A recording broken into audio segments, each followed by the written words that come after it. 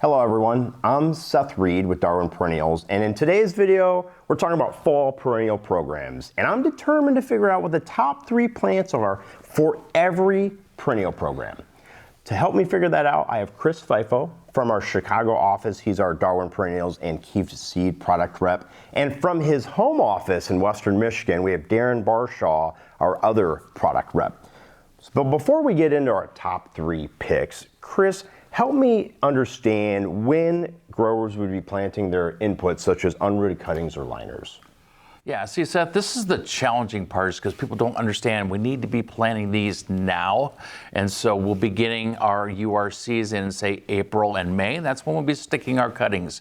And that way the liners can be ready for transplant in June and into July. So our spring program's already together. It's rock and rolling now. And so now it's time to start thinking about fall and getting those liners in the ground here soon.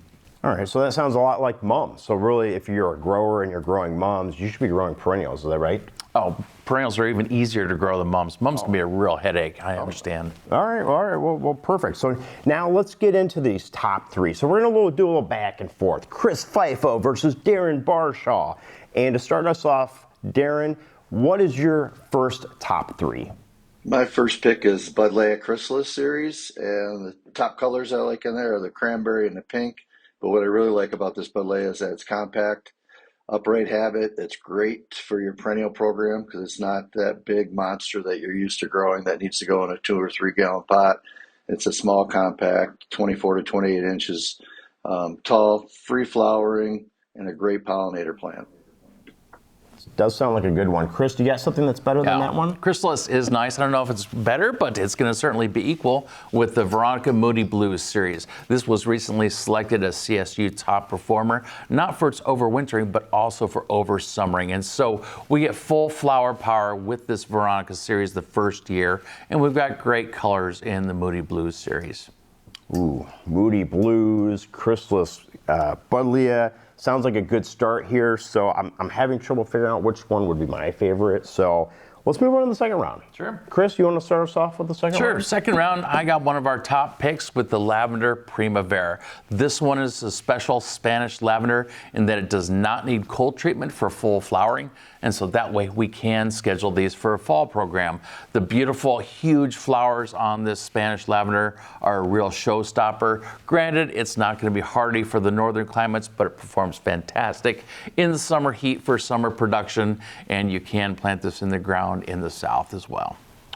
That's a good one. What do you got, Darren, over there? Well, that's hard to beat, but I think the Coreopsis UpTick series is going to beat that out because of the wide range of colors, easy to program it. It's wonderful habit, and it continues to flower unlike other standard granifolia varieties. This is a hybrid, so I think this is a rock star for your summer fall programs. Round 2. You got continuous blooming Coreopsis. You have a Spanish lavender that doesn't need vernalization. Oh, this is good. So let's go round 3. We'll bring it back to Darren. He can get us started with round 3. Okay. Caryopteris Gold Crest is my next pick. And why I like this, it has great golden yellow foliage that holds up through the intense heat and light intensity of all climates throughout the U.S. And it flowers a nice sky blue flower towards late August. And it's just a great plant. That's all right. He's starting off pretty good. That's a good one. I do love the contrast of those sky blue flowers with that golden foliage of the Caryopteris, but I'm saving the best for the last.